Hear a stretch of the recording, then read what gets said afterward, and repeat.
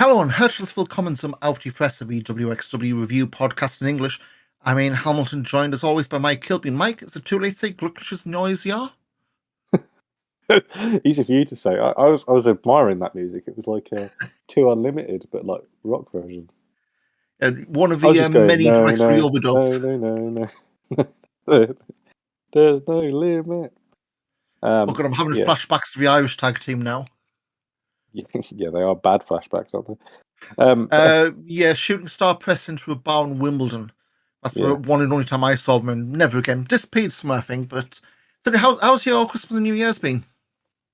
It's all right. I don't really do either of them really. I went to the pub a bit before Christmas because I had time off, but that was about it. I mean, I was working for most of it, so weren't really that excited, to be honest. But you know, hey, the best thing about Christmas is that it gets to January and I'm like, well, it's only like 2 months to Carat, so yeah, that's always the good thing about the new year. And there's been an absolute whack ton of announcements, and you know, had a load of names announced. And I guess there's only one place we can start this off. Not going to play the song because it's probably going to get copyright struck, but he's coming home. Oscar's returning to WXW. He's going to be part of 16 Carat Gold in March. So obviously it was last week, Wrestle Kingdom and New Year Dash, the two big New Japan shows to start the year. Oscar had his final match as a young lion after New Year Dash show, teaming with Yuto Nakashima. Against Screw Destiny, wasn't it? Yeah. The new IWGP Tag Champions of Hikuleo and El Fantasma. That's a weird one. Bear in mind, it was 4 years ago, before the pandemic, we saw them in the cockpit. They were actually a team, weren't they? Like a thrown together Rev Pro Bullet Club team. Now they're on top of Tag Division in New Japan, which did not predict that. But Oscar, he's coming over to Europe. It's going to be his first Carat tournament, but of course he had worked Carat before. 2 years ago, he won the Academy Trophy from Golden Boy Santos and did the first round of Ambition, losing to Fuminori Abe in the first round. Not announced, at least for time of recorded. Of course, Sod's Law will record this tonight. Wednesday, will probably announce this. I wouldn't be too shocked if Yuto Nakashima's part of Ambition, either the tournament or whatever you mean. If you want to do a whole politics, Yota Tsuji was in WXW a year ago, so I think that ship's no longer in port. But outside of WXW, Oscar and Yuto have been announced for Rev Pro next month. Live at 2 to 9, so that's getting quite a few eyeballs. And who knows where else? I mean, yeah, it's interesting. I don't know whether he's. I mean, it doesn't necessarily say to me that he is doing his excursion in Europe. Really, it just seems that he's just got some bookings initially, really, more than anything. But it seems that they both are staying together, at least initially. Yes, I mean, something we've been covering this in the International Superstar stuff.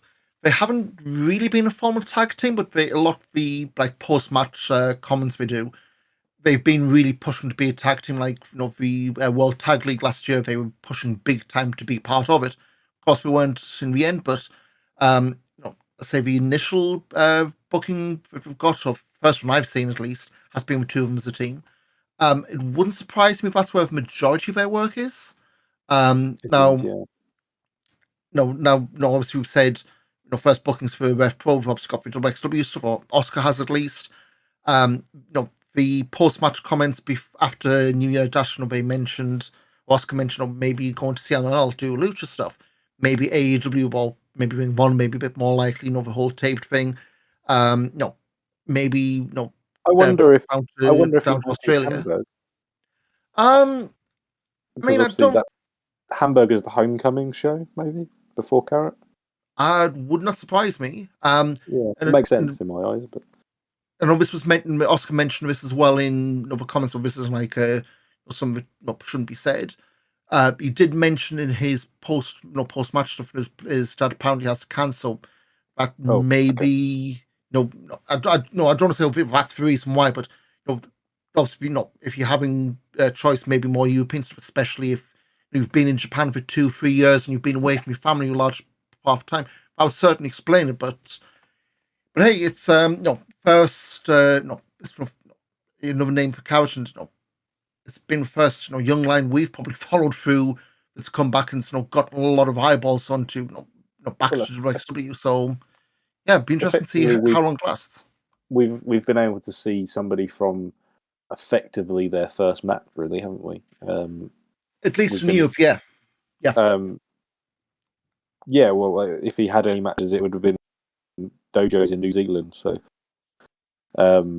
his first match of any sort of importance is anyway would have been obviously in WXW. So yeah, it's a pleasure to be sort of have him back, and I've always sort of compared him to you're a football man like myself, obviously, but it's when we had Oscar at first, it's like when there's a phrase of nothing hurts more than catching feels for a loan player. Like when you get a player on loan for your football team, and you love them to bits, but then they just go away. I'm at This Diallo is last season, and we're never yeah, getting yeah, him back. yeah. Compared to Kiernan Dewsbury Hall or something like that. That's one of the deep cut for any Luton fans. But yeah, so yeah, it was very much Oscar's very much the lone player who we all caught feels for, and we've got him back again for a bit. So that's absolutely delightful, and I'm also really really happy that he's with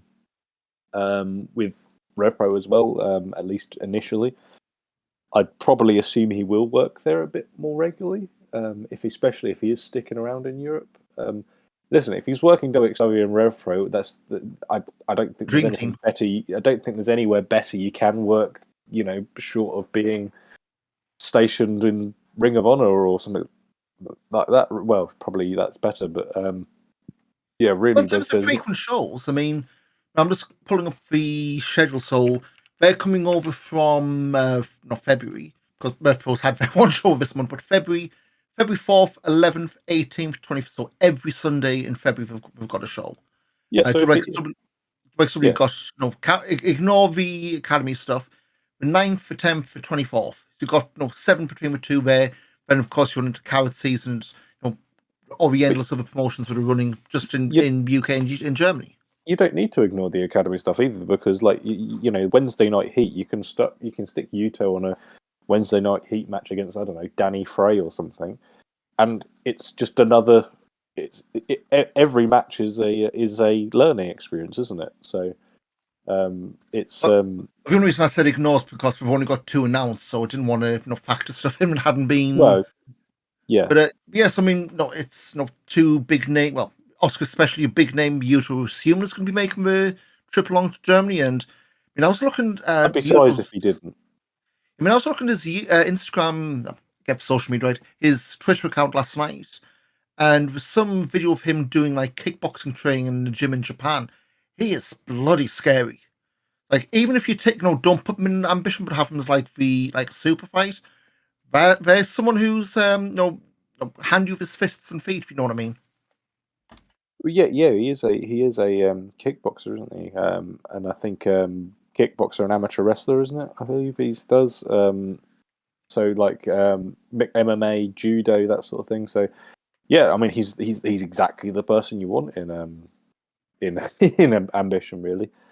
Um, I think yeah, he would be he'd be an interesting person to have floating around. I don't think he'll be in Carrot. At this point, I don't think he really should be. But he'd be an interesting person to have floating around, maybe even as someone in the alternate four-way, that sort of thing. That would be a really interesting sort of place for him. But Like your wild card. yeah, chuck him in the alternate four-way, or could you chuck him into the Road to Carrot tournament in Bielefeld? Which, Even I if mean, he, we've got. I mean, sorry, Mason goes yeah, up, so Oscar not the only name announced. As you just mentioned, they're doing the Road to 16 Carat Gold show in Bielefeld, February 10th. That's sold out. 3 spots on the line for Carat there. Normally, it's like a mini tournament with 2 semi-finalists going through. So who knows what that's going to take? Maybe it's just a bunch of qualifying matches. We'll see. In terms of names also announced, Mike Loku added to Carat. He beat Mike D the anniversary show, then um, no, confirmed his entry for Carat. So originally that was going to be Oku and Alex Kane, and that went by the wayside. Mike D's got Leon Slater dead end next month. We've also got another qualified dead end, Lawrence Roman and Bobby Guns. 2 more names announced actually in Carat. Peach Tahani and Leo Rush. Of course, Rush was meant to be part of the lineup in 4 years ago, 2020.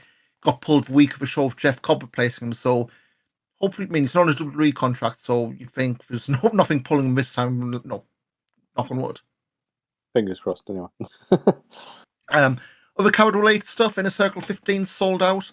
Last of tickets actually went before New Year's Eve, thanks to Alan Cheapshot. So I think that's going to be the earliest Inner Circle, at least in Gelsenkirchen's gone. Like, I know the Tag League one, we were questioning, like, is it really sold out? They did announce it as such, but Well, for this one to be it would go sold, out of sale in October when it was bloody Essen, wouldn't it? yeah. I mean, that was your hot ticket. Like, oh, you can wait for your, your Carat and Tag League tickets, but Inner Circle, you had to pounce on them in Essen. This one, getting back to the old days, and yeah, I just hope they keep those windows open, especially knowing what weather's going to be like, what weather's like last March anyway. Yeah. A few more names for the wildcard show. So this is the you submit your CV thing last year and they're picking names.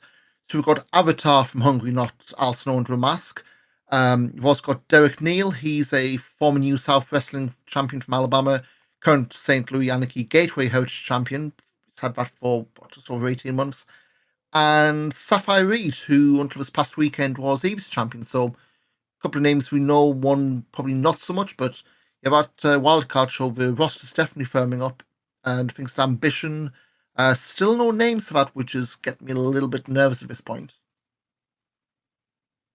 Yeah, not enough names. But then I think a lot of it looks like it's close to selling out anyway. So I don't know if there's anybody who would maybe be pushed to. I feel like a lot of it is sort of they can spread it out because they don't really need to rush. And also you've got there's two marquee events to come, isn't there? Still, so sorry, there's one marquee event plus another a couple of We Love Wrestling shows. There's a lot sort of going, isn't there? Before, so you can sort of spread it out. Yeah, I mean, looking now to Ambition, front row's gone, but not plenty of seats. But yeah, I've got plenty of time. I mean, I've never done like an Ambition qualifying match, so maybe that's something they fool around with, like maybe on the Bielefeld show. Yeah, so a few more names there for Carat. We've got something up on the website backbodydrop.com, like all the names in one place, so you're not having to click around all the different tweets and what have you. And once cards might get announced, we'll start adding those in as well. I guess one other news bit as well. So the WXW did the Academy show December 20th. That's the annual one where the kids draw the match graphics, and it's like donate what you want for charity. Raised brings about €1,700 for the, and I'm going to try and get this in one go, the Deutsche Knochenmarkspende Datei, which pretty hefty chunk of change for that, that close for holidays.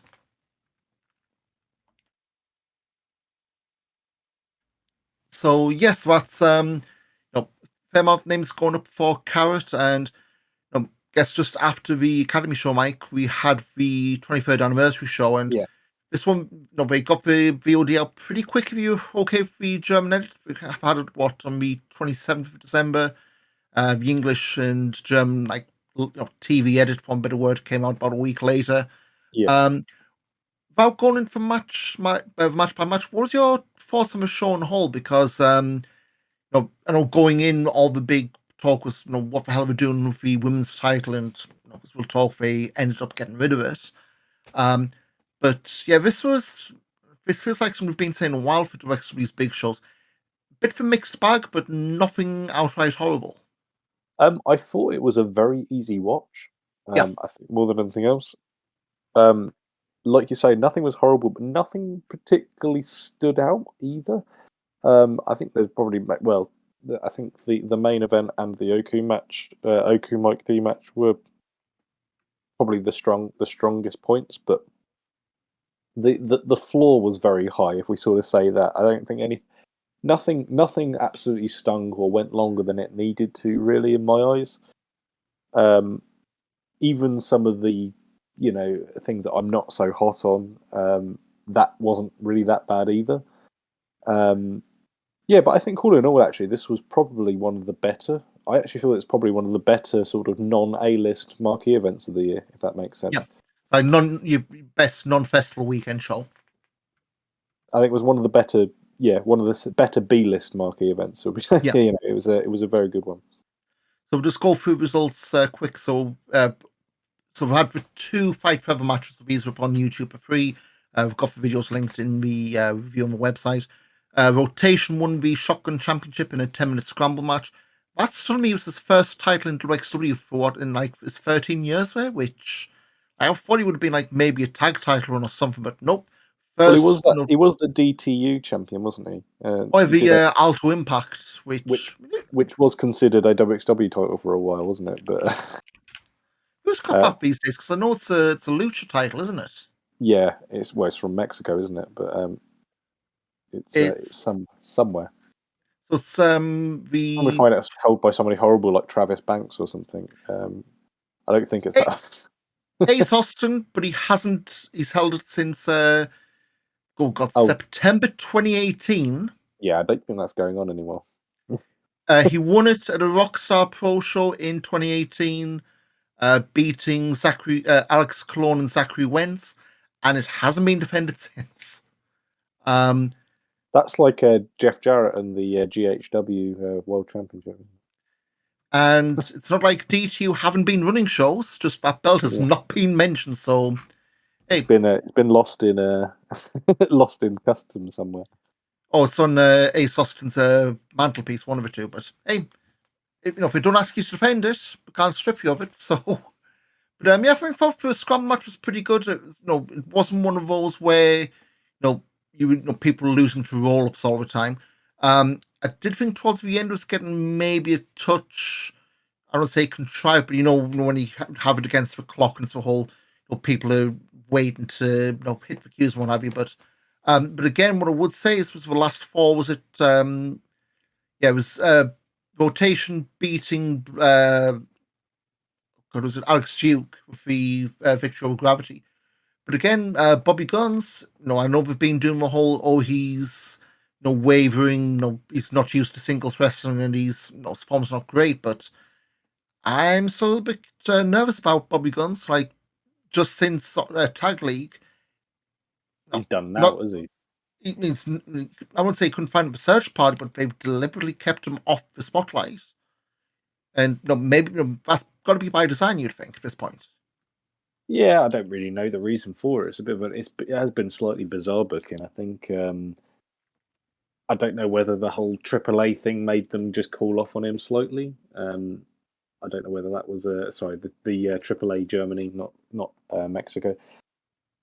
I don't know whether that made them sort of go, let's maybe pump the brakes for a bit, just in case they went all of a sudden says, oh, by the way, we're making him exclusive. I don't know if that ever was a thing, but no, a worst case, this is the whole I would say paranoid politics kind of thing.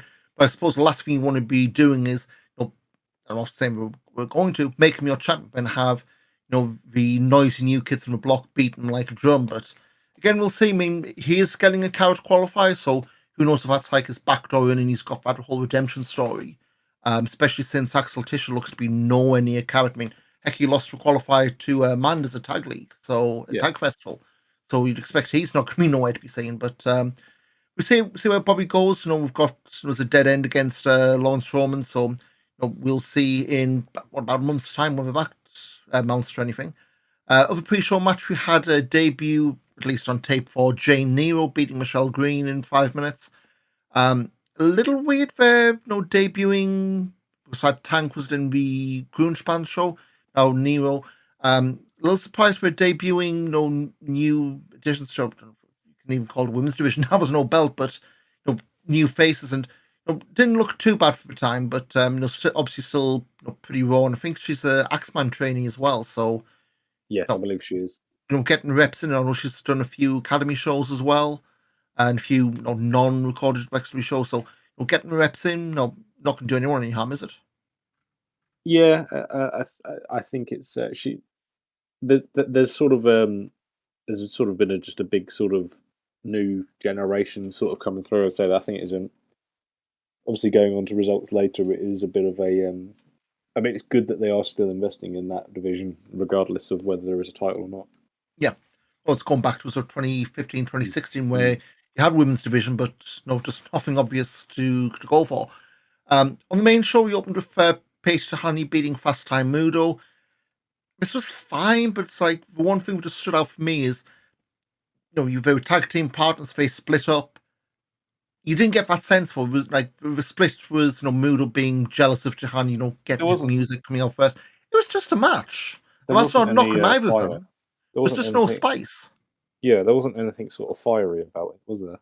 Um, Which, yeah, again, I don't know. I mean, we'll talk later about what's next for Mudo, but to me, it just felt very much like, it was a match. It wasn't off, but it's like what I was expecting from it.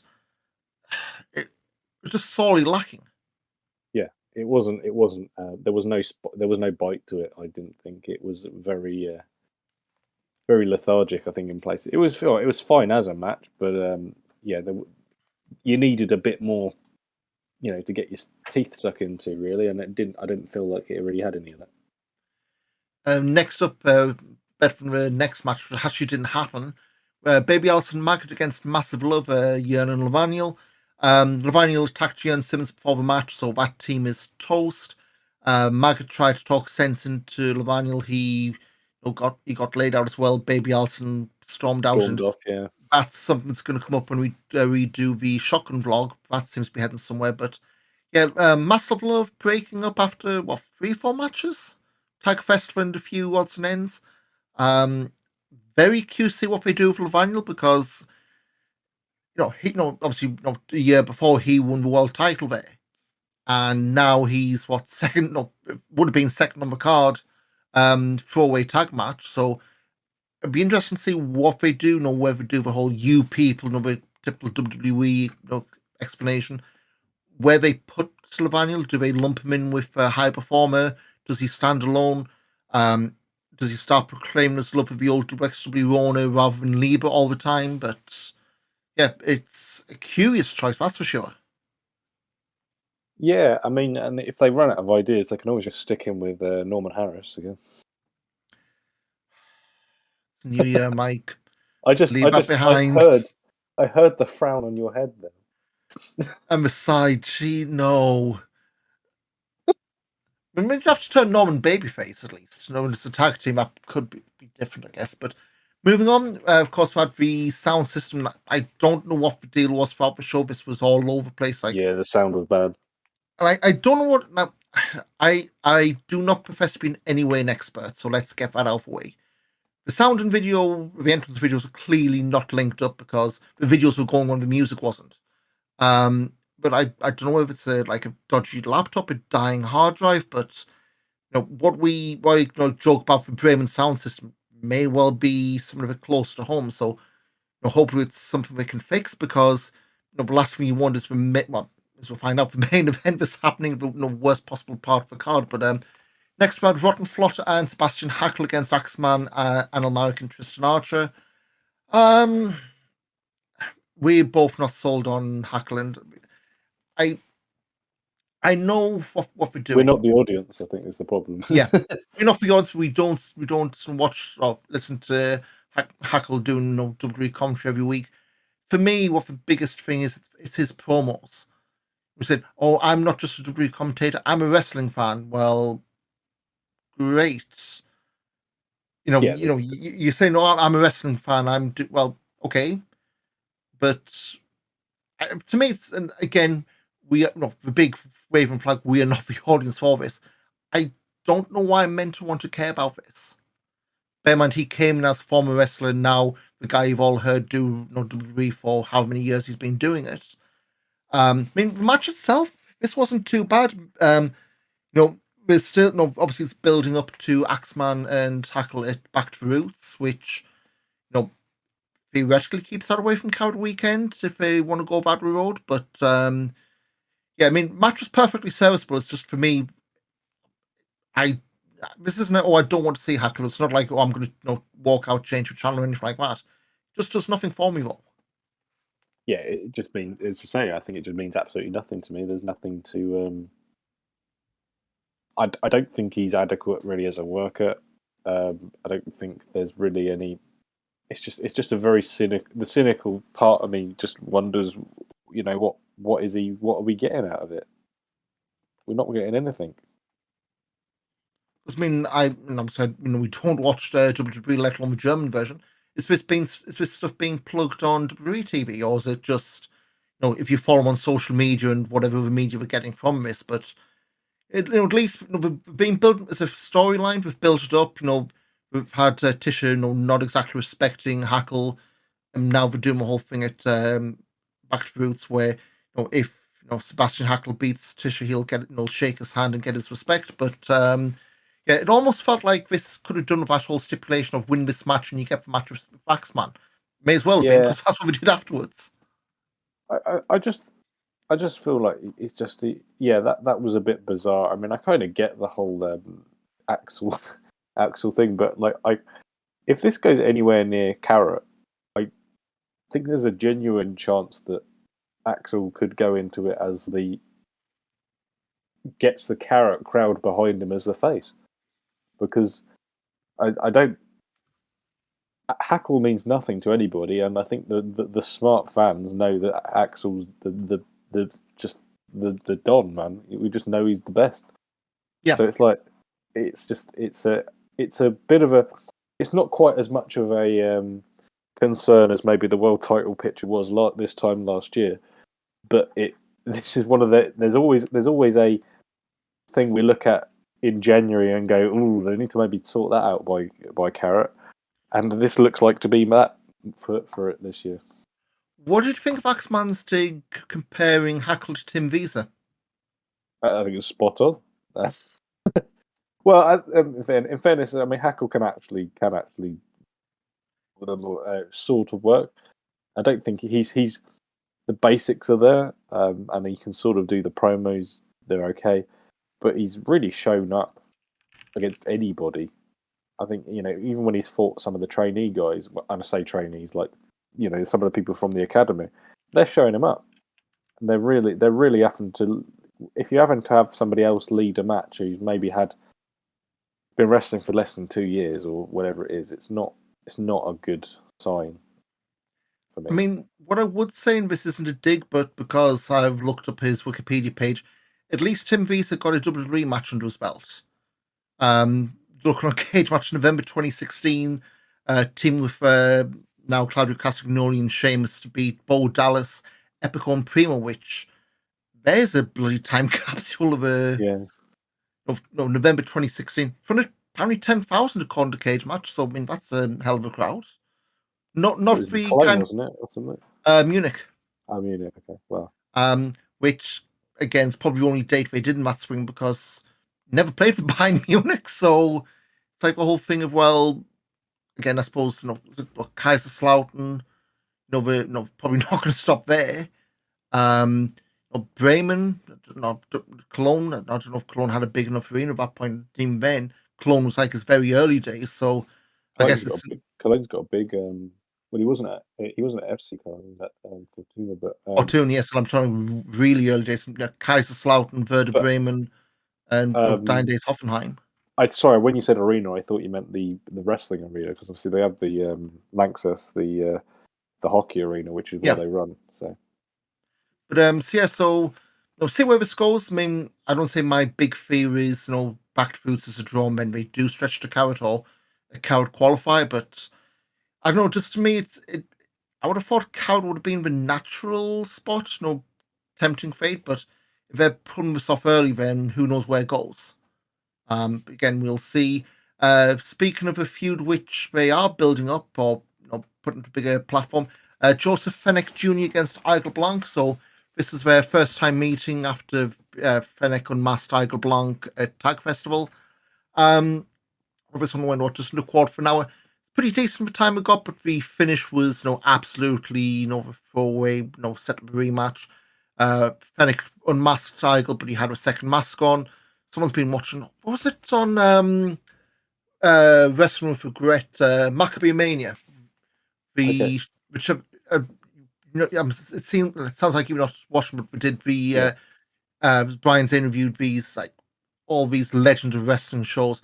It was to raise money for some Jewish athletics events, and the guy who ran it wrestled under a mask, and we did the same thing where he's going to be went to a draw. It's like, well, I'll unmask if I get 5 more minutes, and he took the mask off. We had no mask underneath. It's the same kind of thing. Well, it was a bit but like yeah, the Sting, the yeah, whole Sting thing. Yeah. it was exactly the same mask underneath. So it was basically, Yeah. I'm going to take my mask and show my Sting face paint mask. Okay. But yeah, Igel punted Joseph and Fenix to get a DQ. They're doing a rematch at Back to the Roots in the K-Fix Schlacht, which was the one match I did not expect to be in the cage, but yeah, Yeah. I mean, Interesting choice. interesting choice. And yeah, I mean, hey, I think it's the first time I've done a singles cage match outside of Andy and Ilya all those years back. So yeah, see where it goes and what the blow off is, because at this point, Fennec, he's in Carat. I don't know if you add Igel into Carat. We've got one spot left outside of qualifying matches. Yeah, to me, it just seems like Igel, at least for wave, what's been announced, he needs a win because he doesn't seem to be doing too much going into Carat this year, based on what's been announced at this point. There is also, I think, with Igel Blanc, there's also the Spectre, not a negative, but he obviously is also, he did have that sort of run in Japan last year. He Yeah. could possibly be, they might say, yep, you can come out, and he's sort of maybe got to wind things up for a couple of months and back in the summer. I don't know. That's possible as well. And this past weekend, you had Mustafa Ali for APC, which is apparently a really good match. If that ever lands on tape anywhere. Next up, we had Norman Harris doing an open challenge. Really playing on the absolute Andy. Had the open challenge, and we're here to remember a true star.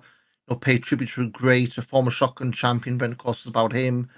Open challenge answered by returning Stephanie Mays. Won in about 5 minutes. Fine for what it was. Stephanie May's been out for 18 months, at least into XW. She's done some stuff for, was it IWI? Again, this where I type away to see what. Because she won the title on her comeback and then lost straight away. IWI in Amberg.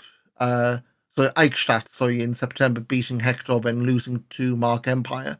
And she's done a few bits pieces, but yeah. She'd been going for professional kickboxing. That was what she had sort of headed towards. So back to wrestling only is like maybe sidebar, maybe, or at least out of competition. Yeah, I don't know, but she was doing professional, not professional, but she was doing like actual kickboxing. That seemed to be what she trained for. Don't know what that. If that becomes the new Jack, well, we'll see, because we'll touch on the Shotgun stuff. They are putting it back in with Mudo, so whether that's like a comeback and write off kind of thing, we'll see. Next up, Mike DeVecchio against Michael Oku. Oku beating Mike Dean just over quarter. Now, for me, this was best match from the show. I would say it's your typical Oku match in terms of him being beaten up and thrown around, but we say this every time, Mike, but Mike D, it ain't fair the stuff he can do. Like, it's just every single time you never get bored of it. It's just, how the hell can someone his size do half this stuff, Yeah, it's he's just an anomaly, really. He's somebody. I think I feel it's a bit of a shame that we've maybe not had him for as long as we possibly could have. Hopefully, he will sort of still sticking around. Obviously, there is the Impact. TNA now. TNA sort of implications surrounding him. So whether that is a thing where we maybe he's there more often or not, I don't know. But I don't suspect he'll be there full time anyway. But you'd expect, I mean, winning the gut check thing, you'd yeah, expect it to be like, definitely if they do any European tours and maybe they he's got to be do on there. like Yeah, big shows. But yeah, I mean, we've got the same thing for Leon Slater as well and Harley Hudson, as well. So a couple of names, maybe seeing a bit more. But yeah, I mean, I would say Roku after the match, he crowd chanting 16 carat at him, then tried doing the whole, oh, this is my last time in a WXW ring this year because next time I'm be back, it'll be Marshall, it'll be the Carrot. So he's in, and I guess if you want to be cynical, he's going to beat Alex Kane anyway. But yeah, we will never know. Moving on to the tag titles, so Dennis Stolnik and Hector Invictus beating Icarus and Roman to regain the tag titles. They lost at the Broken Rules. Was pretty decent. Again, we did the whole thing of everyone not pretty much wearing down Hector, wearing down Dolnik the whole time, and Hector doing the comeback. Yeah, I felt this at this point I would probably want to move away from this. I know we've only had the one match, well, three if you want to count Tag Fest, but move away from Amboss in the tag picture. But I don't know if you do that, what do you do with Amboss? Bear in mind the whole thing's been we have all the belts. but I think there's also there could be stuff that could bubble over in time. So I think Hector and Dennis, I think they. You are right. They do maybe need to get away from it, but I think things like Rotten Flot would be good. You got the stuff you could do with High Performer Limited. You've got other random teams you could throw together. Young Bloods. Yeah, exactly. So there's lots of things you can do with them for a while. And I presume they'll do the gauntlet thing at Tagfest as well. Sorry, not at Tagfest, at Carat. So yeah, as long I think Amboss isn't sort of the be all and end all, and I think Amboss can do stuff internally. They can go after someone else. If Dreisker's got a big match for Carat, obviously we don't know yet, but if he has got a big match for Carat, he'll need them as heaters, won't he? So. Absolutely. And again, we'll see probably coming out of Broken Rule, not Broken Rules, Back to the Roots, where that is. Of course, main event, the title unification match, Robert Dreisker and Masha Slamovich. Notes at the start of the show, Amboss had a new shirt with the Absolute Andy crosshairs on, which was a pretty nice touch. I did like that, yeah, did see that, yeah. Don't know if they're going to be selling those, but if not, yeah, it's a nice nod in their own way of paying tribute on. Because maybe the Savage Show we did do the 10 bell salute. We mentioned last time we're doing the Hall of Fame as well, so let's see where that goes. But yeah, main event, and obviously Oberhausen massive behind Masha here. This was a little bit shenanigansy, which you'd expect. But when the crowd early on, Masha got chucked into the third row. Dreisker again doing like the Jurgen Klinsmann like dive into chairs when he's being thrown. Poor Rhino Ringer just absolutely ate shit taking a chair to the face. Like, not a chair, but literally just had a chair absolutely yeeted his way. There's no better word for it. Yeah. And he got colour from that. So, yeah, that's a really unwelcome Christmas present you'd expect. But yeah, and he did Blade as well, didn't he? It's definitely blood coming out of it. Yeah. But yeah, so what we did say at the end of the last match was Lawrence Roman had to be helped to the back. So the Hector knees, end up looked like he was taking a bad bump, so he was out of this.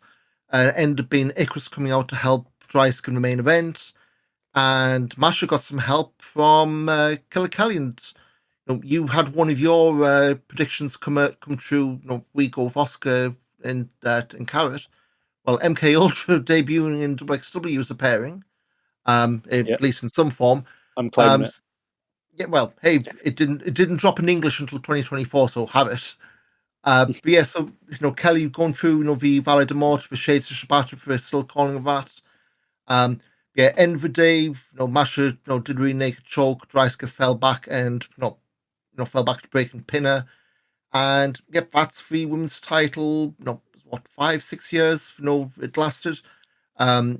they did have Match and Kelly out at the end, to do a whole, don't be sad, remember the good times, and we can still chat, swimming can still challenge for the shotgun belt, for tag belts, even the world title, and they did plant seeds for Match going back for a unified title now. So yeah, I mean, I know there's all the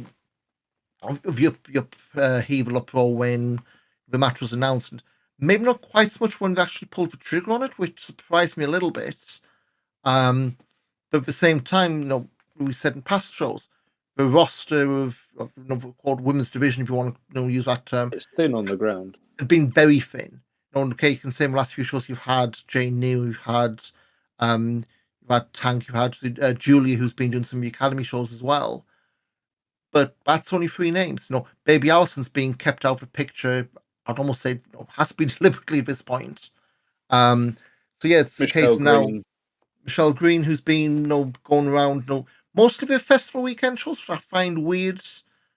Outside of obviously this one, but she's been mostly restricted for festival weekends. Obviously, you have got the names there, but really not enough unless you were going to be doing the to make comparison with Rev Pro North. We used to have the old Ginny division where it was he's the champion and he challenged the month with nobody else on the cards. So I suppose again we don't know if long term this is it or it's going to be back in the old days where it was the one woman you pushed, and I had Melanie Gray back in the day, and whoever was local or whoever was traveling through at the time. But I'd say at this point they absolutely do need to keep doing what they're doing in terms of bring names on, establish them, have your Tank on for more than one match, have them build up. Alice think when she's back from Japan or wherever she is, and build them up, get them established to a point where when we're fighting, it's even if there isn't a physical belt, it's for almost like an ace role for that kind of thing. I think there's still space for it to come back. There could there's all manner of sort of nonsense that you can write in sort of story. Let's say WWE is a narrative promotion, so you can have sort of a storyline that could bring the title back. So it's not completely out of the realms of possibility that it does come back. I think they've been unfortunate. I think in 2023, obviously they lost Orshi early in the year, which I'll be honest, they should have built the bloody division around her, but unfortunately she decided otherwise. I think it seems to be the prevailing opinion.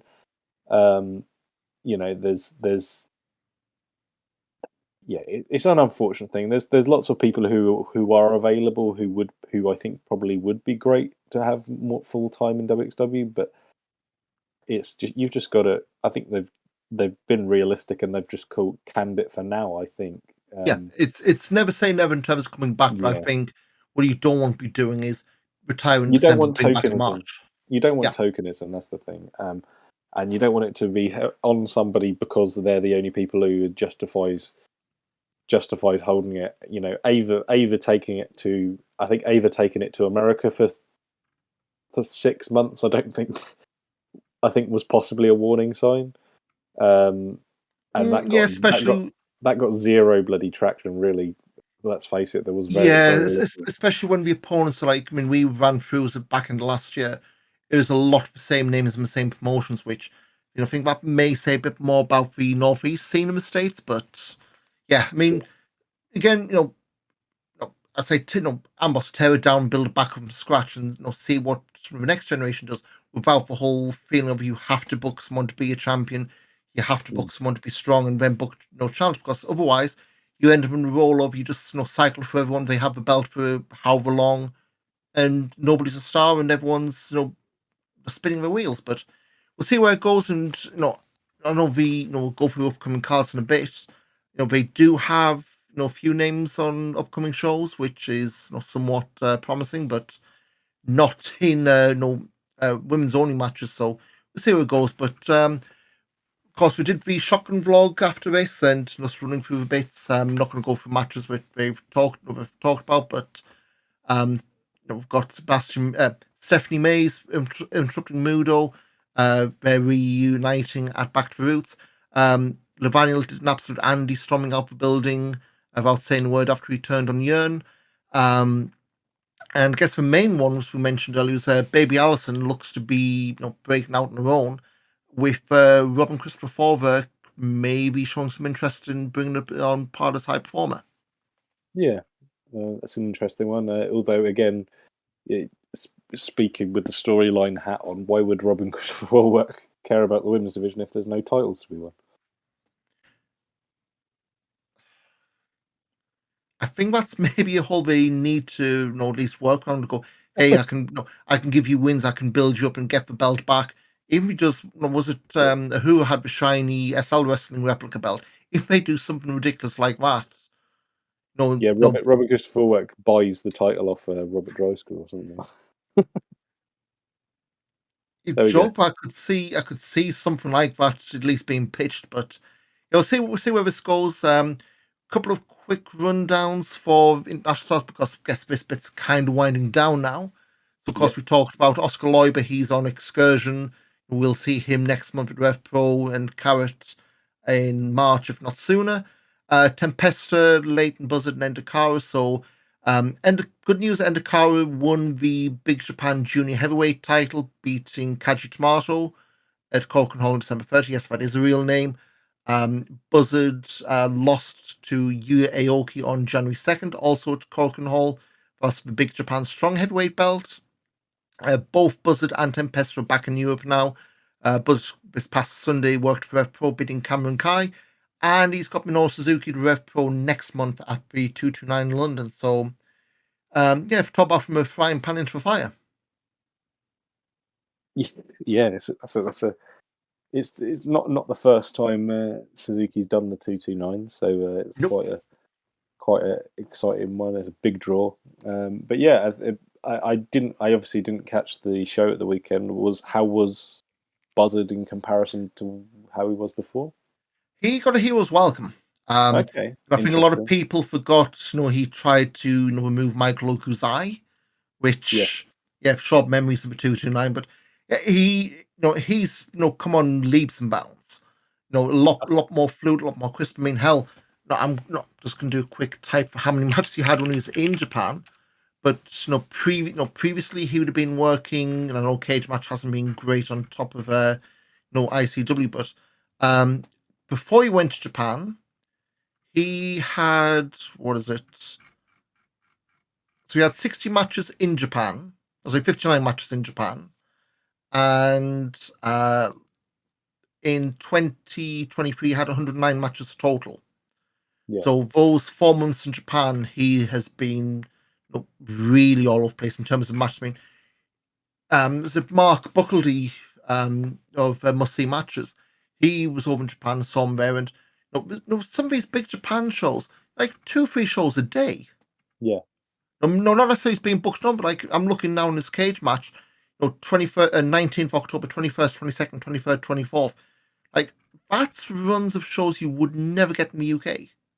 Outside the festival weekends you wouldn't get in Europe most likely. So, there's a And reason also, why every day you're not working. You're rolling around in in the a dojo in the training, dojo, trying aren't stuff you? out.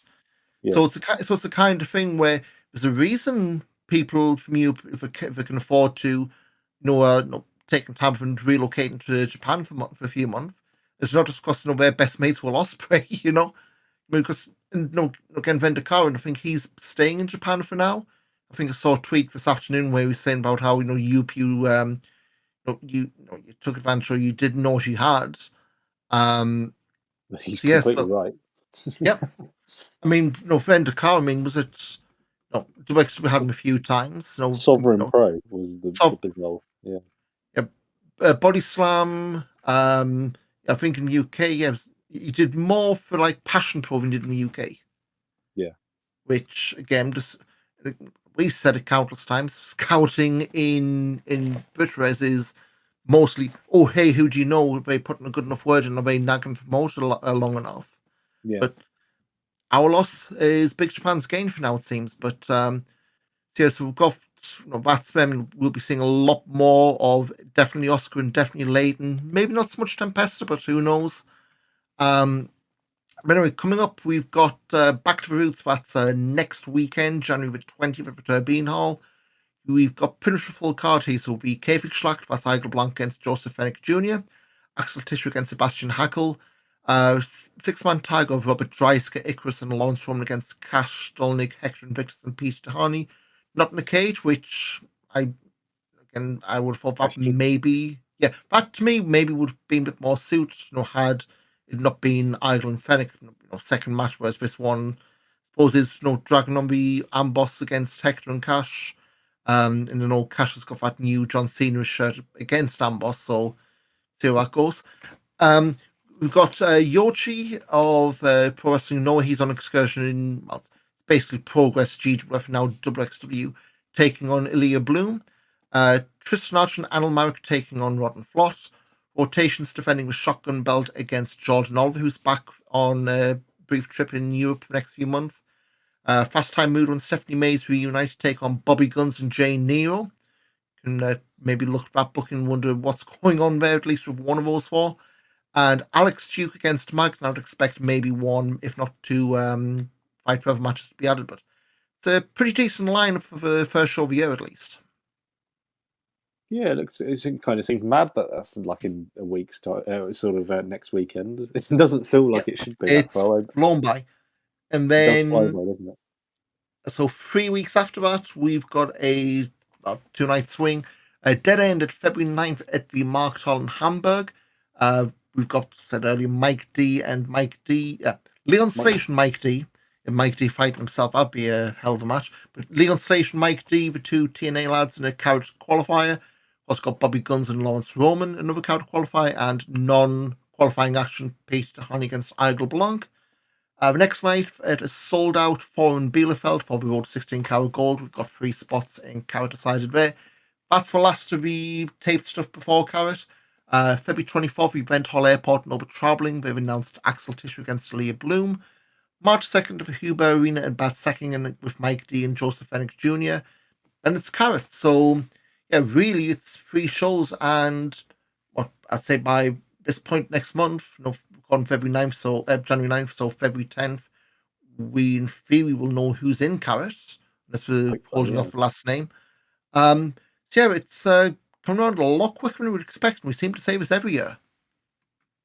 Yeah, I say it's technically less than a month, less than 2 months now. So it's because it would have been as of recording, it would have been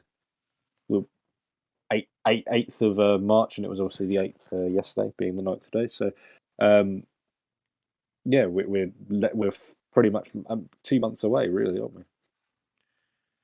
So yes, so things for next show will be going through Back to the Roots. Another one probably mid-February with Markthal and Road to Carat, and then Carat preview. So yeah, let's say plenty of wrestling to do, but still everything's creeping up. As we said, if you're planning on heading over for Carat, Inner Circle sold out, and the rest for Carat tickets are not too far behind. So yeah, plenty to look forward to. And guess, Mike, that's going to do for another episode. The usual begging bit here, if you haven't already subscribed to us in your podcast app of choice, give us a good review in Apple Podcast or Spotify. Thumb's been subscribing all that on YouTube. Otherwise, we will do the shocked face. We'll do out of Carat if you don't subscribe and give a thumbs up before then. But out has to plug, Mike, before we log off for one more month. No, as always, you can find me at Mike Kilby on pretty much every platform. All of them, I'm that. So yeah. And again, at Big Back Body Drop on Twitter, at Back Body Drop and everything else, at Ian Wrestling for me and everything. But yeah, to say that will do it. We'll see you in a few weeks after Back to the Roots. I guess Mike will see you in London 2-9 next month. But until then, for Oscar's homecoming. Oscar's homecoming and his UK debut. Just remember to scream in time, eh? Cheers.